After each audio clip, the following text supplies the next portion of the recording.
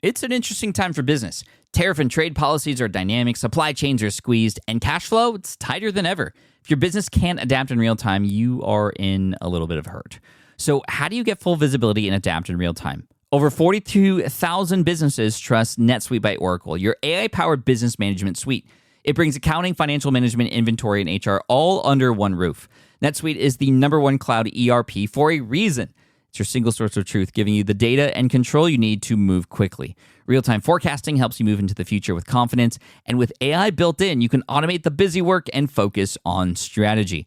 NetSuite helps you see what's stuck, what it's costing you, and how to pivot fast. If I were running a business with a lot of moving parts, I'd use NetSuite for full control over everything. Tame the chaos with NetSuite. If your revenues are at least in the 7 figures, download the free ebook, Navigating Global Trade, 3 Insights for Leaders at netsuite.com/SPI. That's netsuite.com/SPI. You spent months building towards launch day, but when the clock hits 0, your site crashes. Bots swarm, and loyal fans rage on Reddit. That's not good.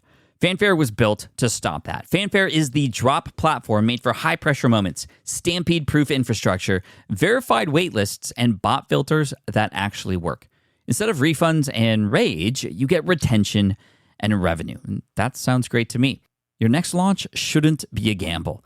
Get Fanfare's 5-step hype drop playbook and learn how to bulletproof your drop at fanfare.io/playbook. Again, that's fanfare.io/playbook. Congrats, your business is doing great. All your hard work is paying off, but you need help like now, and you have to hire fast. How can you hire amazing candidates quickly? Easy. Just use Indeed. When it comes to hiring, Indeed is all you need. Stop struggling to get your job post seen on other job sites. Indeed sponsored jobs help you stand out and hire fast. And with sponsored jobs, your posts jump to the top of the page for your relevant candidates so you can reach people you want faster. And it makes a huge difference. According to Indeed data, sponsored jobs posted directly on Indeed have 45% more applications than non-sponsored jobs. One of the things I love most about Indeed is that it has one of the largest databases of job seekers, giving employers access to a wide range of candidates. And with job alerts, I get notified when new candidates apply. And with Indeed sponsored jobs, there's no monthly subscriptions, no long-term contracts, and you only pay for results. So how fast? Well, in the minute that I've been talking to you, 23 hires were made on Indeed, according to Indeed data worldwide. There's no need to wait any longer. Speed up your hiring right now with Indeed. And listeners of this show will get a $75 sponsored job credit to get your jobs more visibility at Indeed.com/smartpassive. Just go to Indeed.com/smartpassive right now and support our show by saying you heard about Indeed on this podcast. Indeed.com/smartpassive. Terms and conditions apply. Hiring, Indeed, is all you need. This is the Smart Passive Income Podcast with Pat Flynn, session number 73. This one is all you. Welcome to the Smart Passive Income Podcast, where it's all about working hard now so you can sit back and reap the benefits later. And now your host, who loves the fact that kids and teenagers listen to the show, Pat Flynn. Still using a copy-paste website? Break the template trap with Framer. Whether you're overwhelmed by traditional site builders or frustrated with cookie-cutter designs, Framer gives you the freedom to create a site that's professional, polished, and uniquely yours. Framer is the design-first, no-code website builder that lets anyone ship a production-ready site in minutes. It's free to start, allowing you to browse hundreds of pixel-perfect templates or even design something on your own on a totally blank canvas. Add bold animations like appear effects, text effects, parallax scrolling, scroll animations, looping animations, and much more in seconds. The built-in AI handles the heavy lifting, generating starter layouts, and can even translate your entire site to any language. Ready to build a site that looks hand-coded without hiring a developer? Launch your site for free at framer.com and use code SPI to get your first month of pro on the house. That's framer.com, promo code SPI. Framer.com, promo code SPI. Rules and restrictions may apply. Hiring shouldn't be a hassle or a drain on your budget. Upwork is your one-stop shop to find, hire, and pay top freelance talent, saving you time and keeping costs in check all in one place. Companies at every stage turn to Upwork to get things done and find more flexibility in the way that they staff key projects and initiatives by assessing a global marketplace filled with top talent in IT, web development, AI, design, administration support, marketing, and more. And I've personally used them myself and can vouch for them. Posting a job on Upwork is easy. With no cost to join, you can register, browse freelancer profiles, get help drafting a job post, or even book a consultation. From there, you connect with freelancers that get you and can easily hire them to take your business to the next level. Upwork makes the entire process easier, simpler, and more affordable with industry-low fees. Post a job today and hire tomorrow with Upwork. Visit Upwork.com right now and post your job for free. That is Upwork.com to post your job for free and connect with top talent ready to help your business grow. That's UPWORK.com, Upwork.com. Go there now. Hey, what's up, everybody? This is Pat Flynn, and welcome to session 73 of the Smart Passive Income Podcast. Super stoked that you're here with me. I hope you had a fantastic 4th of July for those of you listening to this as it comes out. If you're listening to this in the future, I hope you had a good day yesterday and today, too. And I hope to make it even better because in today's episode, I have some very, very, very special guests. You. Actually, what's happening is I'm answering your questions on today's episode, voicemail questions that were left for me at speakpipe.com/PatFlynn. If you go there now, speakpipe.com/PatFlynn, you can actually leave me a voicemail for me right now through your computer on that webpage, and I may feature your question here on another listener voicemail dedicated SPI podcast session in the future. I'll do these every once in a while, and I thought, today, since it was sort of an off week due to the 4th of July holiday, now would be sort of a perfect time to do the sort of first one in a series of these that are coming up in the future. I don't even want to say how many episodes in between each of these, but they're going to be awesome. The more questions I get, the more I'm going to answer. So I would love to hear from you. So without further ado, here are some questions from you. Let's start with the first one. Hey, Pat. This is Kent from New York. I just want to say a big thank you. Been a long-time listener. And my question to you is, had you not been fired from your job, where do you think your career would be today?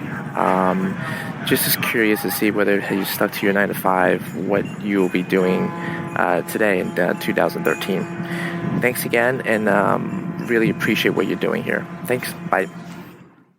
Hey, Kent, thanks for the question, and it totally sounds like you're in New York. I just love the background noise to your voicemail. Thank you for the voicemail. And it's pretty crazy when I think about where my life would have ended up if I didn't get let go. And I want to make that clear distinction. I wasn't fired. I was laid off. But it's all good. Even Fox News, who covered my story, said the exact same thing. But yeah, either way, for one, I know I wouldn't be doing what I'm doing today because I loved the world of architecture when I was in it. And it took me getting laid off to really discover all of this online business stuff because, it just sort of forced me to. And I definitely wouldn't have gone outside of my box. I would have not gone outside of my box and outside of my comfort zone. This was completely new. This online business stuff was completely new and weird and unknown to me. And I wasn't looking to get anything unknown. I was looking to stick and progress with what I knew about, which was the world of architecture. So if I didn't get laid off, I'm pretty sure at this moment in time, I'd probably be really close to getting my architectural license. I'd probably be working at a firm somewhere. I would have perhaps went to graduate school and maybe just finishing up that too. I might be a high-level job captain at the firm, still in charge of a bunch of projects and the sort of liaison between our firm and our clients on those projects, but not quite the ultimate decision maker yet, like a project manager, which is what I would be striving for. That takes maybe 7 to 10 years of experience and typically an architectural license before you can get to that level in that industry. I would have continued to work my butt off like I still do, but it wouldn't be at my own leisure, of course. It would be 8 to 6 every day, perhaps even more if there was a deadline coming up, 8 to 8 or even longer sometimes, which I've done in the past when I was still working there. And I think I would have enjoyed it too. I've always enjoyed my job, and I can even say I miss it sometimes now, but I definitely wouldn't trade it for what I have now. I always tell people I probably would have been happy still, but I wouldn't have known what it would be like to be this happy or this kind of happy. I probably would have still had kids, but I wouldn't have been able to spend this much time with them like I do now. And for that, I'm just so thankful for the way things turned out. And the layoff is really what started it all. So thank you, Kent. Awesome question to start off with. Okay, let's bust through these. Let's get to the next question. Hi, Pat. It's Andrea Kelly here from Australia. I have a question about newsreaders and blogs. I'm starting my own blog. It's not published yet. I'm in the phase of researching my niche and basically writing content every day to get into the habit of doing it, to practice doing it, and to accumulate content so that I've got it ready to go when I do go live. That's where I'm at. And reading a lot of other stuff. The way I read a lot of other stuff is through Feedly. And I just noticed with Feedly, if you use a newsreader like that, how does it affect your traffic and also your subscriptions for blogs? Because with Feedly, for example, I would type in smart passive income, for example, and subscribe through Feedly. I was just wondering if you get that subscription, like you get my email address, and how does the traffic work? So when I get a post update from you and I open it in Feedly and read it, does that count for traffic for you or to your site, or only if I actually go to your website by clicking, go to website, which is the button down the bottom? And if so, are readers good for bloggers? Like maybe good for exposure and reaching your audience, but not so good for the traffic to your site? And if that's the case, then is that why you do really short posts? Like, are you really trying to get us to click the visit website button? I hope that's concise enough. And I was wondering if maybe you could just touch on a few of those points so that I could get a better understanding of, the importance of newsreaders for bloggers and how traffic and subscriptions work. Thanks, Pat. Andrea from Australia, thank you for your question. Now, to rephrase your question, you're wondering if people who read your blog through a reader like Feedly or others, unfortunately not Google Reader because as of July 1st, that's been discontinued. But if people are subscribed to your blog and get updates with a reader, does that count as traffic for your website? And if it doesn't, is that bad? Should you perhaps show just a summary of a post or what's called a partial feed with a click here to read more link back to your blog instead of showing the full posts in order to drive traffic back to your website?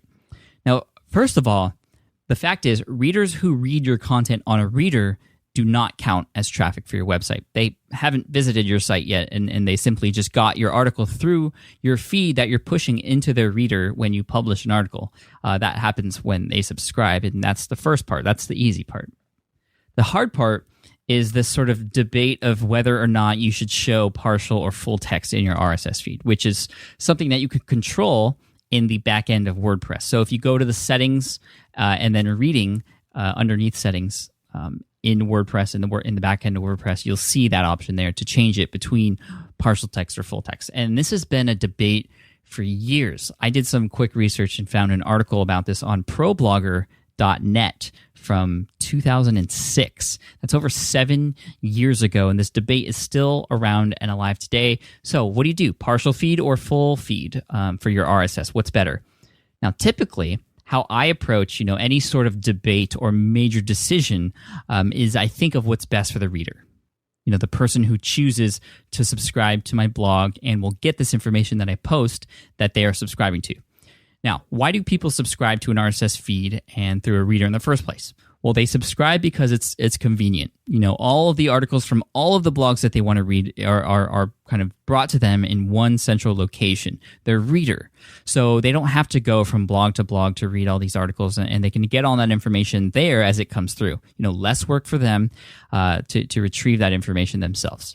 So along those same lines of thinking, if I want the consumption of my content to be as simple and convenient and easy as possible for my readers, the readers, I choose full text. And that's exactly what I do on Smart Passive Income. You'll see full text in my RSS feeds for my articles, not necessarily my podcast, because that's a whole feed burner 512 KB size limit issue. But for my blog written articles, you'll see full text. But some people subscribe not for the convenience of reading all the articles in their reader. Some people subscribe because they just want to be notified when new articles come out from there, and they want to choose which ones seem worthy of a click to visit a website to read more, where then they would count as traffic to your blog. Now, these people don't prefer full text. That's not convenient for them, and many times it's overwhelming. Imagine Imagine subscribing to 10 different blogs and they each come out with a new full text post, tomorrow. And you open up your reader and you see thousands of words on each. I mean, that's overwhelming. You see a partial feed, you read the beginning of each of those articles and then you could choose which ones sort of sound interesting based on what you have going on. That's less overwhelming. So we have a dilemma here, but there's more.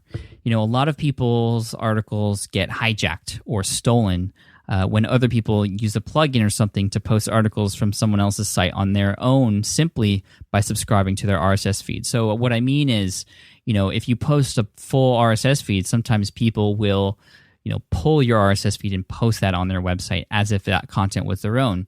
And that sucks. This happens a lot on Smart Passive Income, actually. When I publish an article, it shows up somewhere else on the web, and they are just pulling that content straight from my RSS feed because it's full. That's how they are publishing my own content, word for word, on their sites. And I can tell it's from my RSS feed because I have some plugins that put custom content at the bottom of my posts just for people reading the RSS feed. Side note, that plugin is called RSS Footer, and that shows up on their site too. So that's how I know they're pulling from my RSS feed. Now, for many people, this is bad.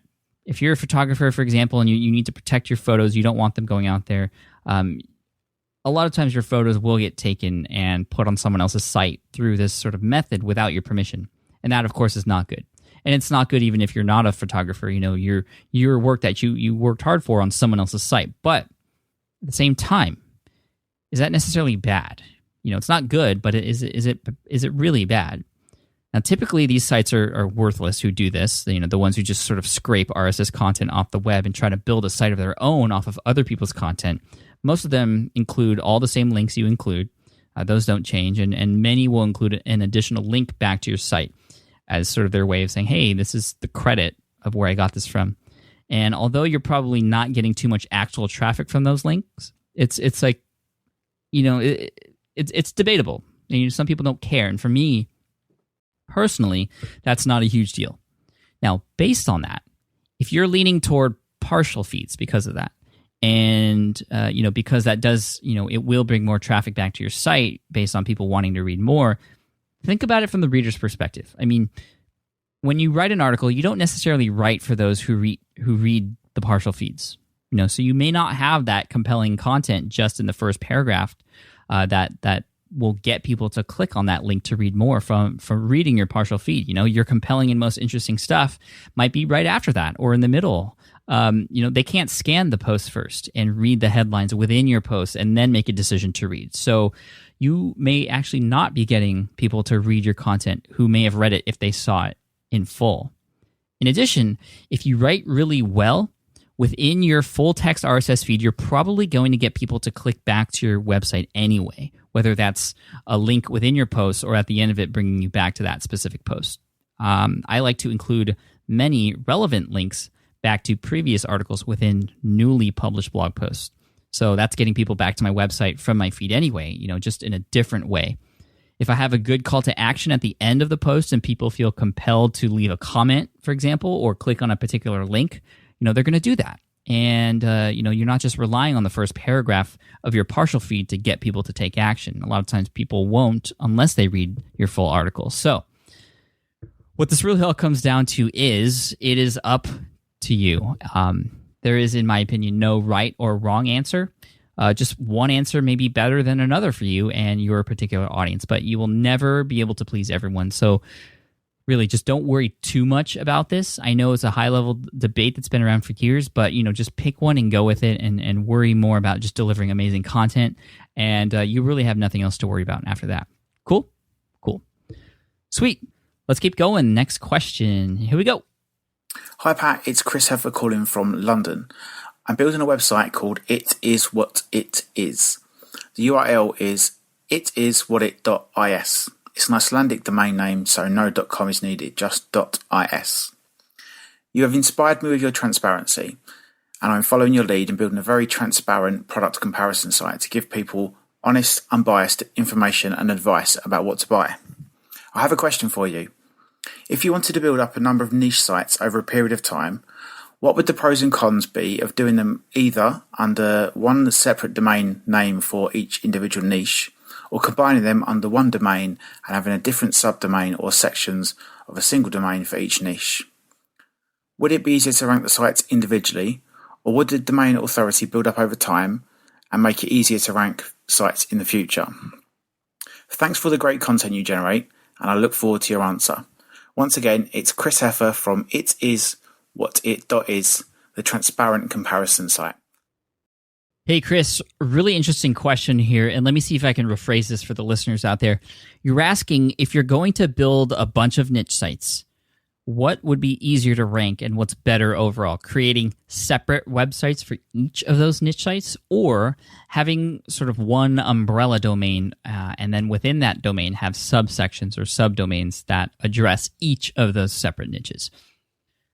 To me, I think it depends on what those separate niches are that you're going to be creating sites for. If they are all related, then it's definitely a smart idea to at least think about creating a sort of overall hub that could house those particular subsections that sort of act like separate niche sites. And in time, what would happen is that main domain would become more of an overall authority, because in whole, it would be sort of addressing all parts of that particular market. And when you think about it, something like that could become the ultimate resource in that space, which is what I always tell people to strive for when building an online business, becoming, picking a niche, serving that market as the ultimate resource. So, for example, I could have built two separate niche sites in the security guard training space, one for armed security guard training and then another one for unarmed security guard training. But when I put that information together, both on my single website at securityguardtraininghq.com, the site in whole becomes more authoritative. And to the user, it's like, okay,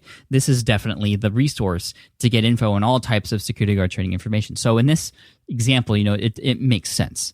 If you're targeting different niches but want to put them all under one domain, then they should all be somehow related. So you can serve that particular market, someone who might be interested in all of those things that you're going to be talking about, that particular audience type.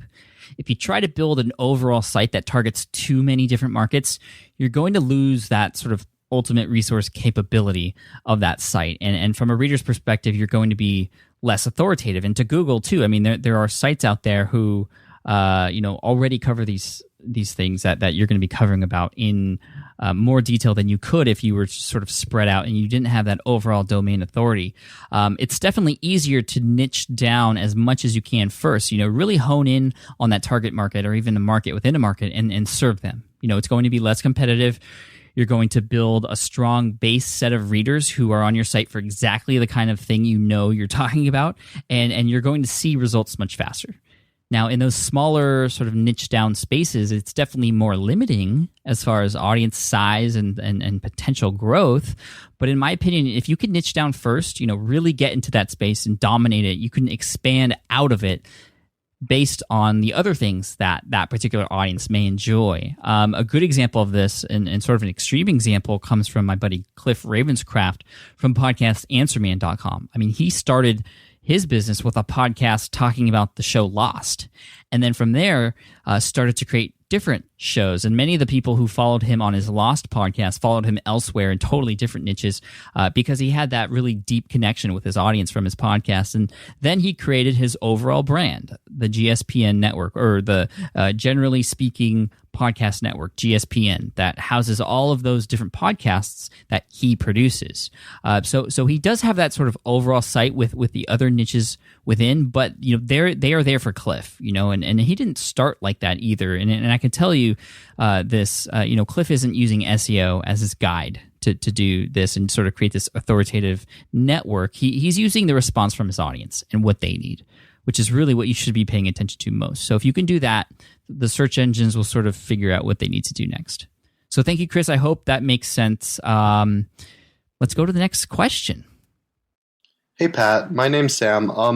I was wondering what mediums you find most effective in the Smart Passive Income blog and in all of your other niche sites. What do you find is the best way to communicate with your audience, and sort of if you could give some feedback on like why you say do the podcast or keep blogging even though you have the podcast, and you obviously have all these different things that you're doing, and just how you find is the best possible way to communicate with everyone. Thanks. You're awesome, by the way. Sam, what's up, dude? You are awesome too. And thank you for your question. As far as what content mediums are most effective, why do the podcast, or why keep the blog when you have a podcast already? Or what about video content? Which is the best possible way to share your content or the information you have? What type of content and what medium is best for your audience? I think a lot of people out there who have followed me for a while will understand when I say all content mediums are the best, in my opinion, and they're necessary and they're effective in their own special different way. And this goes back to my be everywhere strategy, which means be on each of these mediums because they all have specific purposes, and together they can take your brand to that next level. So when you say what's the most effective, I think we have to go a little bit further than that. And I think we have to say, for example, what's the most effective for things like driving traffic or building relationships or teaching something or being discovered or encouraging shares or making an impact emotionally or telling a story or selling something or getting people to click something. And the thing is, if you cover each of the mediums, you've got all of that covered. So, for example, podcasting. I love a podcast because a podcast is a great way to build a relationship with your reader. It's better than a blog with just text only. And in many ways, it's better than video. Because with a podcast, you can put yourself right into people's daily lives. I mean, I don't know for those of you listening right now, but I might be like in the car with you right now or on a run with you or at the gym, spotting you from behind. Just look behind you. I actually might be there. No, don't. That's kind of weird. But what's cool is that people who listen to your podcast, they don't need to be connected to the internet. They can download your new show and be like I said, in the car or on a walk with you, or just like you're there in real life. And sometimes for really long periods of time, 30 minutes to an hour, sometimes for a show that people are listening to you, which is a lot more attention than you can get from a blog post or a video that you produce. A podcast. It sounds like a one-on-one conversation, like you, the listener right now, and me. We're having this conversation together, and you could really build. I mean, we could really build a real relationship together that way, and with multiple people at the same time, which is awesome. When I see people at conferences, about 95% of them say, Pat, like I listened to your podcast. Thank you so much for your podcast, and they always follow up with, I feel like I know you already. Even though they just met me for the first time, typically, you don't get that normally from if you're only writing on your blog. Also, the podcast for me is the number one way people find out and discover the Smart Passive Income brand. Not the number one traffic generator, but the number one way that people discover the brand. But of course, the blog is important because that's where all the action happens. That's where the links are. That's where you can get. That's where you can direct people where to go and what to do, what to see, and how to flow through your brand. It's your site. You own it, and you can guide people any which way you want. With a podcast, there's nothing to click on, and even with a platform like YouTube for videos, you can't always direct people exactly where you want to go. So you're typically always driving people who listen to your podcast or watch your videos back to your blog or your website. Plus, you've got the search engine capabilities of a blog as opposed to audio and what's included inside your video, unless you did include the transcription.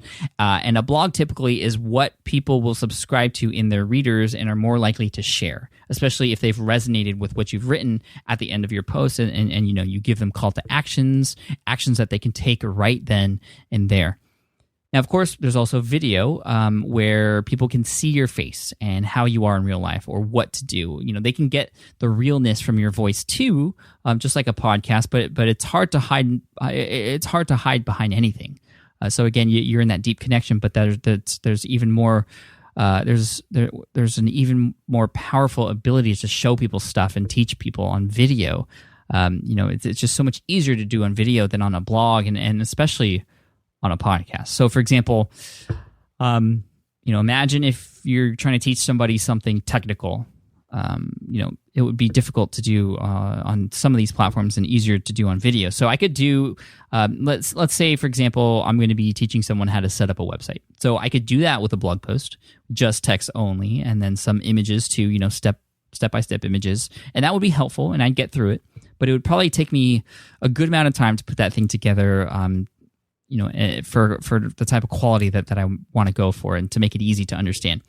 On a podcast, trying to teach someone how to set up a website, that's really difficult. You'd say like, okay, go to this URL, then click on that blue link. It says register domain in the middle of the screen, not the one on the white background, but the one on the grayish background, and then wait for it to load. Okay, then you type in this, blah, blah, blah. That's hard. Audio for something like that is the least effective medium, but video, that's the best. You just record what you're doing, or you say it, and you show people, here's how you do it. Watch, here, type this here, boom, done. And of course, you're going to want to explain things better than that, but you're going to want to explain things well in a video, and it will take some practice.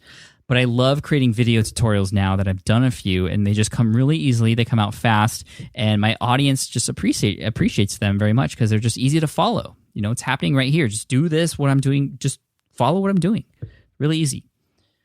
Now, a couple of my most popular videos, just so you can see sort of how these tutorials work, is how to build a blog in less than 4 minutes. That's a video that I've had that's been really popular.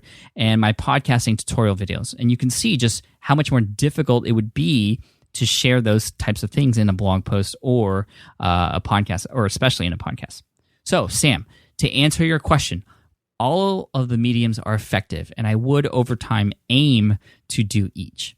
Start with the one you're most comfortable with if you have a blog already, podcasting or getting some video on YouTube, and then get something good going there and move on to the next, one thing at a time, of course.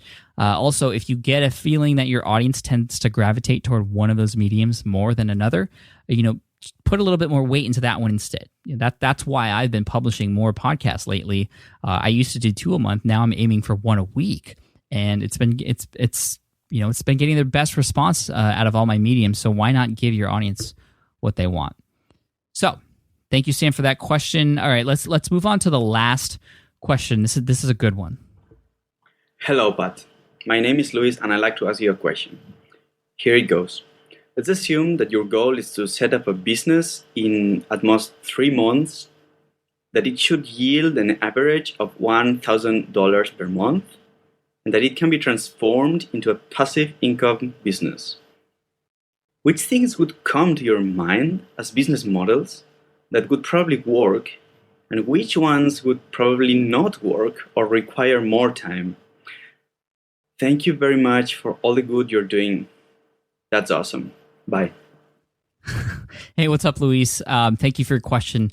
And just a side note, I think I've started to influence a lot of people to say the word awesome. I mean, I say that a lot because I'm in California and we just say that all the time, but I've been noticing a lot of people in my audience starting to say that more, and I've had 1 or 2 people say, you are the reason why I say awesome now, which I think is pretty cool. So anyway, thank you for your question, Luis. This is a great question.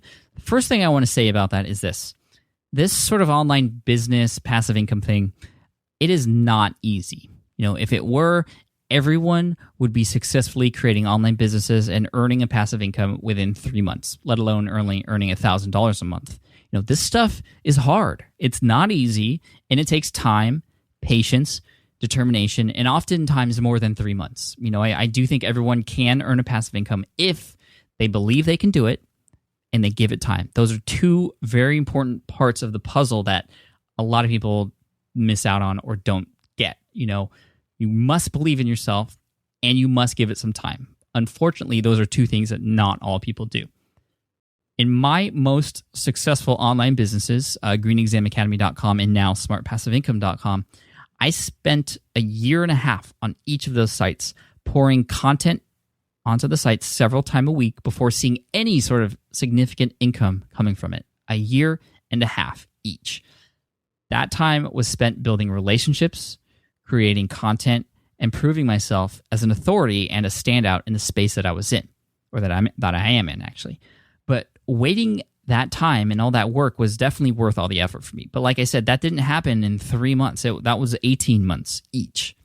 So to answer part of your question right now, the business model of creating a brand, like a blog, then building a tribe, creating high-value content, and then earning an income from that, that actually wouldn't be the way to go if we're going with your criteria here. If you wanted to have the best chance to get that goal, that you mentioned, 3 months, 1K, and passive income, that the blog sort of build a tribe model wouldn't wouldn't do that, or it would be very, that there are exceptions, of course. There are some blogs and tribes that just take off, but it's not a business model for this particular goal that you want to have. If you want to give yourself the best chance, for me, I think if you want to give yourself the best chance for within 3 months, $1K a month passive income, my suggestion is this: find a need in a particular market, a pain.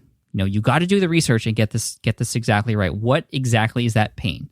Pick a market, find the pain or the constant struggle, and if it's not being served, serve it, and do it with software if you can. And a lot of you are probably thinking right now, back to SPI podcast episode number 46 with Dane Maxwell. This was his strategy, and you know what? I like it. Building software to serve a very specific niche in the way that they want to be served. And the reason I like software is it's great because it's something people can purchase or buy or subscribe to, and immediately it does what they expect it to do when they purchase. And if they learn to need that software in whatever they're doing, then they're going to continue to pay to use it. That you get that recurring monthly income potentially if you set up the business model that way, and you should. If you want to reach your goal, 3 months, for example, you'll need 10 people, maybe 10 businesses if you're targeting businesses, which might actually give you even better chance if that's your target market. A very particular type of business that has a software need that you can build for them or outsource to build. So let's just say 10 customers paying you $100 a month. That's it. That is it. 10 customers paying you $10 a month. That's it. Then you get more customers over time. Those initial 10 people are still there. Maybe the next month you acquire another 10. Then you have a total of 20 people paying you recurring monthly payments. So that's $2,000 per month at that point. And the software, it would run on its own. So that, to me, is a pretty passive business model. Of course, you're going to need to market it. And in Dade's podcast 46, he actually talks about how to pre-market software to an existing market that may need it, and getting customers to help pay for the building of it. If you don't have that sort of payment to hire a developer, and I know it sounds kind of crazy, but a lot of people were skeptical about Dane and his tactics. I've had Skype chats with many people who followed his model, who went into the foundation program that he put in, and they had new businesses with software that served a particular niche, and they were making money, which was awesome. I just thought that was so cool. And they weren't even finished with the product yet. They were getting these payments from their potential clients because they were working with their clients beforehand to create the software. But, I would love to do something like that and just walk through that with you in the future. Maybe get Dane to come back and sort of help me through this process and get deeper into his brain. I know it's a very interesting brain he has, and get some other people involved too. But, we're going to wait for that because right now we're focusing on Niche Site Duel 2.0. It is just getting off and running now, which is cool. But for that specific goal, sorry, I'm getting off tangent here. If for that specific goal, if 3 months is the time to do it, that's enough time to do the research you need to do to get the software you need built, keeping it very minimal. Of course, taking out all the bells and whistles, just specifically serving that market in the way they want to be served first. A very lean approach to this whole thing to save time and money. And then hopefully, I think, it's only 10 customers paying you $100 each, or 20 paying you 50, or whatever the pricing model may be. And you'll have to take into account how much your particular piece of software can save them, whether it's time or money or whatever. So I hope that helps out. Again, that sounds step by step, but it's definitely not easy, and it's going to take some work and getting uncomfortable. But I'd love to actually hear from you, the SPI audience, the listeners out there, and the people reading this transcript. Head on over to smartpassiveincome.com/session73, and how would you answer Lewis's question? How would you build a business in 3 months that earns $1K per month and has the potential to be a passive income business? Although, in my opinion, I think all businesses, except ones that rely on consultation, coaching, and public speaking, all businesses, I feel, have that ability to be somewhat passive. Not 100% passive. Actually, I don't think any business can be 100% passive. But you can always hire out some human elements that you need in your business to specific other people who can do those things, virtual or non-virtual assistants, for example. So yeah, head of the blog. Let me know what you think. at smartpassiveincome.com/session73. How would you build a business in 3 months that earns $1K per month? What are some ideas that you have? What do you think of my idea or Dane's idea? So that's a great question, Luis. Thank you, and thank you everyone else who left me a question today. If you'd like to potentially have your question answered on the Smart Passive Income podcast, head on over to speakpipe.com/PatFlynn and leave me a question. Now, thank you all for everything. Head on over to the blog and subscribe to the newsletter if you haven't already. Lots of exclusive content there for you. And to finish up today, I just want to wish you all the best. Stay safe, stay happy, stay motivated. Cheers. Thanks for listening to the Smart Passive Income Podcast at www.smartpassiveincome.com.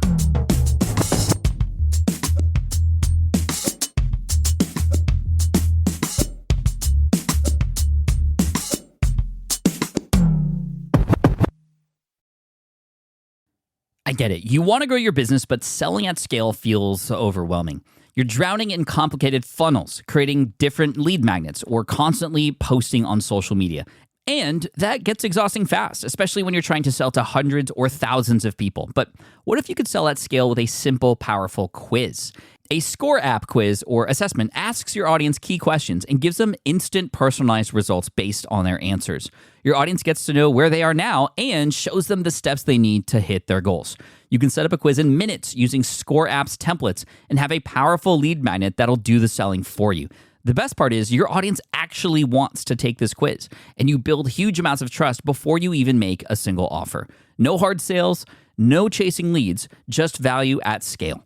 Get 50% off the first 3 months using the discount code SPI. Just head to scoreapp.com/SPI. Again, that's scoreapp.com/SPI. More people dream about building their own business and being their own boss rather than retiring early. But a majority of them never even take the first steps to register the business. Why? Because starting a business can feel overwhelming. With legal forms, paperwork, finances, it's a lot. And that's where Taylor Brands comes in. Taylor is a complete business builder designed to make launching your business simple and stress-free. You can register your LLC in just minutes, keeping your personal and business assets separate from day one. And from there, you can get access to everything you need to get off the ground, from legal documents, licenses and permits, invoicing and bookkeeping tools, and even a 100-day business coaching program to help you hit the ground running.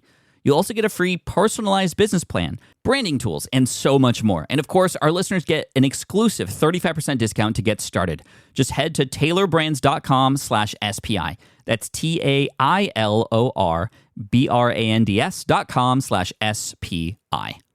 Stop dreaming, start building with Taylor Brands.